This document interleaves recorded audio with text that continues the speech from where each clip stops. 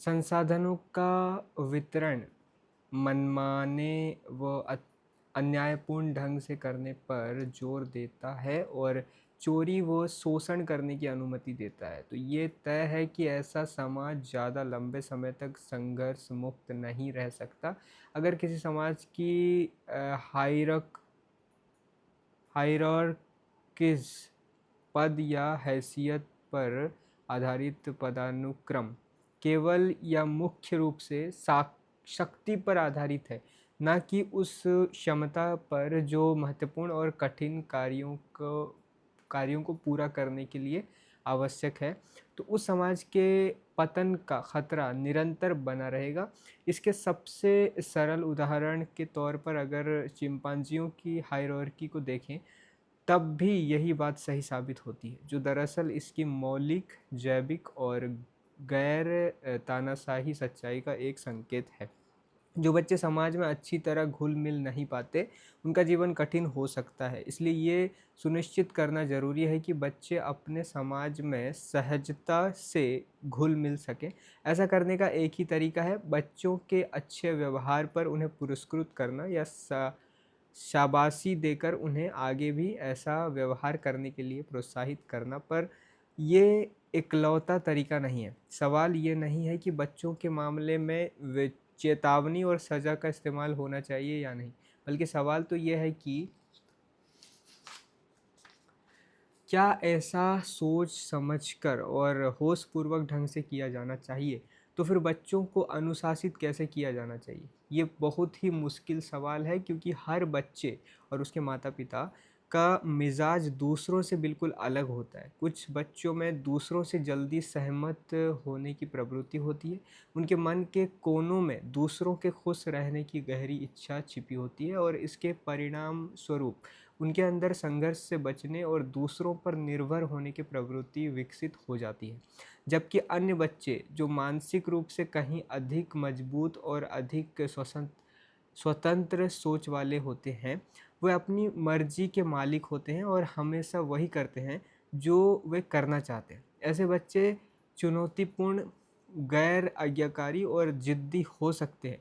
एक और कुछ बच्चे ऐसे होते हैं जो नियम कायदे और संरचनात्मक दायरे के भीतर रहने के लिए बेताब रहते हैं और कठोर वातावरण में भी संतुष्टि से रहते हैं। जबकि अन्य बच्चे जिनमें तयशुदा दिनचर्या और रटे रटाए परिणामों के प्रति जरा भी आदर भाव नहीं होता, वे वयस्कों की छोटी मोटी उम्मीदों को भी पूरा नहीं करते। कुछ बच्चे बेहद कल्पनाशील और रचनात्मक स्वभाव के होते हैं, जबकि अन्य बच्चे ठोस और रूढ़िवादी नज़रिए वाले होते हैं।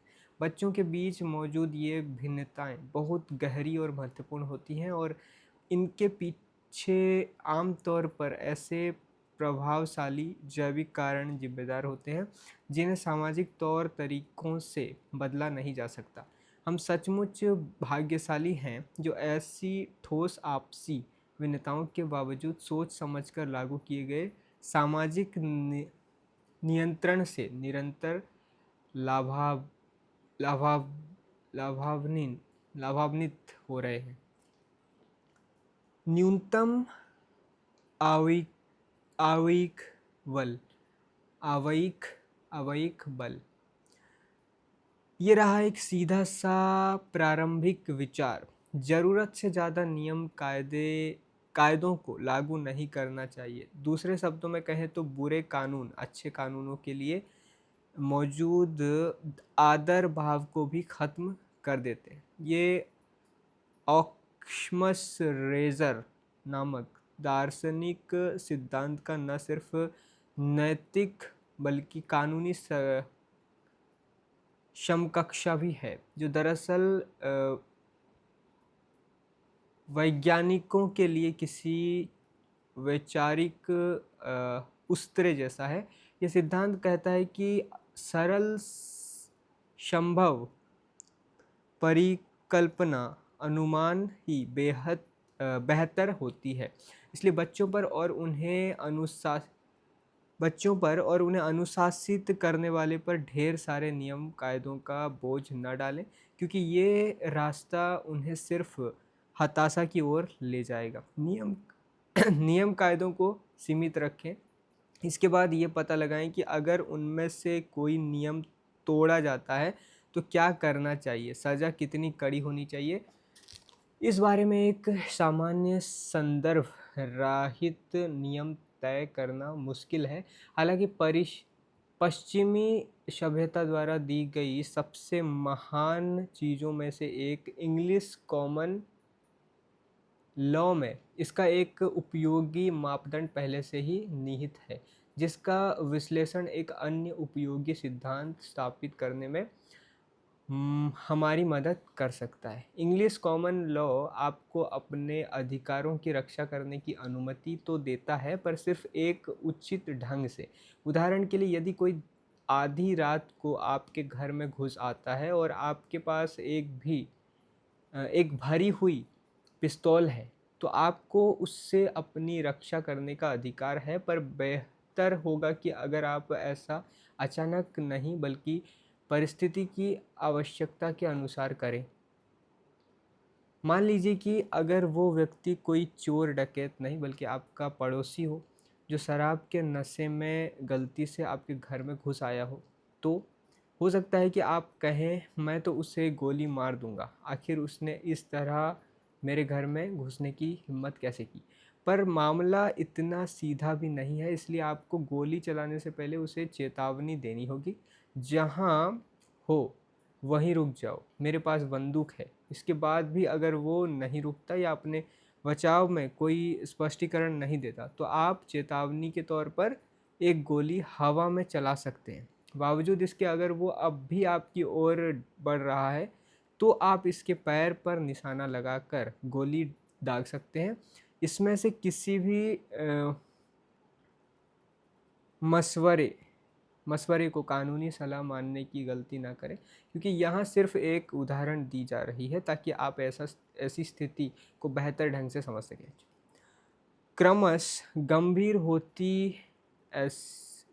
होती ऐसी प्रक्रियाएं देने के लिए एक शानदार व्यवहारिक सिद्धांत का उपयोग किया जा सकता है, जो कि न्यूनतम आवश्यक बल का सिद्धांत है। तो अब हमारे पास अनुशासन के दो सामान्य सिद्धांत हैं। पहला, नियम कायदों को सीमित रखें। दूसरा, इन नियमों को लागू करने के लिए कम से कम बल का उपयोग करें। पहले सिद्धांत के बारे में आप पूछ सकते हैं, नियमों को सीमित रखने का वास्तविक अर्थ क्या है? तो इसके लिए कुछ सुझाव यहाँ पर बताए गए हैं, जैसे आत्मरक्षा के अलावा और किसी भी स्थिति में हाथ न उठाएं, ना ही किसी को लात मारें और ना ही दांत से काटने का प्रयास करें। अन्य बच्चों को यातना देने या धमकाने का प्रयास भी ना करें, वरना आप सीधा जेल जाएंगे। खाना खाते समय सभ्यता का परिचय दें और धन्यवाद का भाव रखें, ताकि लोगों को आपको अपने घर बुलाना और खाना खिलाना अच्छा लगे। दूसरों से बांटना, साझा करना सीखें, ताकि अन्य बच्चे आपके साथ खेलें। अपने से बड़ों की बात ध्यान से सुने, ताकि आपके लिए उनके अंदर द्वेष का भाव पैदा ना हो, और हो सकता है कि फिर वे आपको स्वयं कुछ सिखाने के योग्य समझें। सही समय पर शांति से जाकर सो जाएं, ताकि आपके माता पिता भी आपसे अलग कुछ निजी पल बिता सकें और आपको अपने निजी पलों में रुकावट के तौर पर ना देखें। अपनी चीज़ों का ध्यान रखें, क्योंकि आप भाग्यशाली हैं कि आपके पास वे चीज़ें हैं।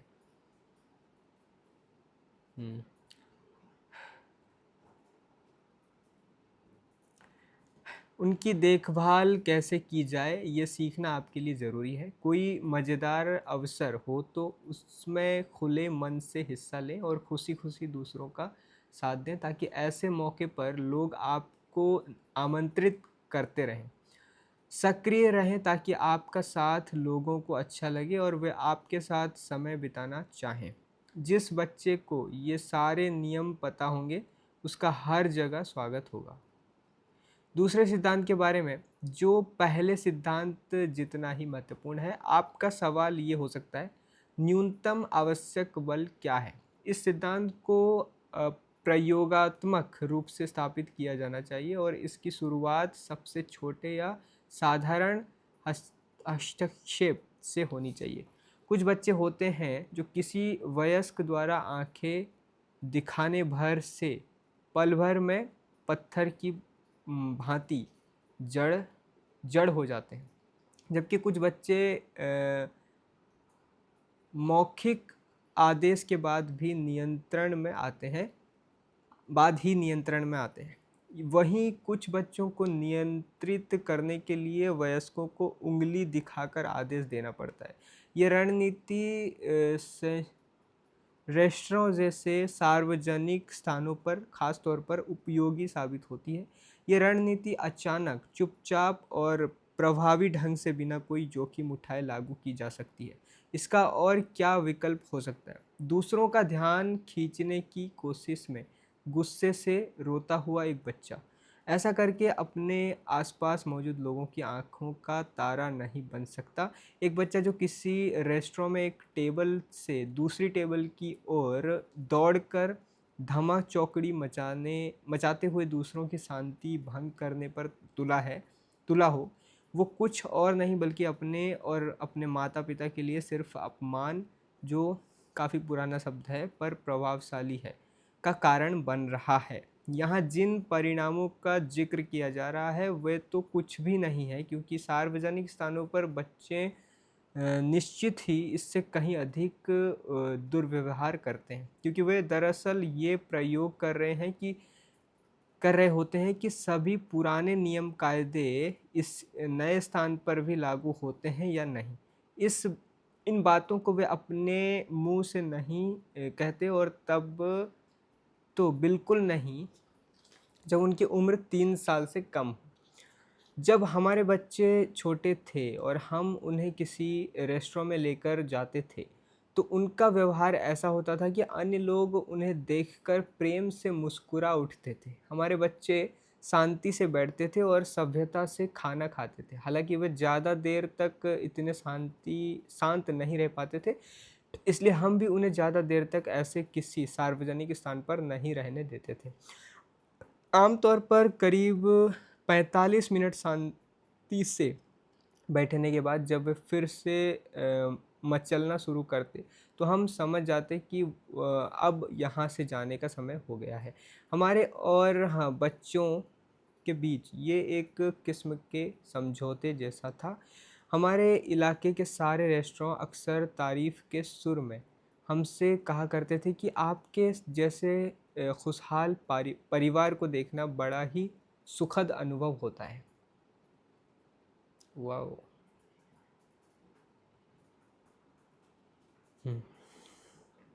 हम हमेशा खुश नहीं रहते थे और ना ही हमारे बच्चे हमेशा उचित व्यवहार करते थे, पर अधिकतर समय उनका व्यवहार उचित ही होता था। हमें ये देखकर बहुत अच्छा लगता था कि हमारे बच्चों की उपस्थिति पर लोग बहुत ही सकारात्मक प्रतिक्रिया देते हैं। ये बच्चों के लिए भी बहुत अच्छा था। वे देख सकते थे कि लोग उन्हें पसंद करते हैं। इससे उन्हें अच्छा व्यवहार करने का प्रोत्साहन मिलता था। यही उनका पुरस्कार था। अगर आप लोगों को मौका दें, तो वे आपके बच्चों को सचमुच बहुत पसंद करेंगे। ये बात मैंने तब सीखी जब मेरी पहली संतान यानी मेरी बेटी मिखेला ने जन्म लिया। जब भी हम उसे एक छोटे से स्ट्रोलर, छोटे बच्चों को घुमाने वाली 4 पहिया गाड़ी में बिठाकर मॉन्ट्रियल में अपने आस पड़ोस में ले जाते, वो इलाका मुख्यतः फ्रांसीसी नौकरी पेशा व्यवा बहर बहवासियों का था।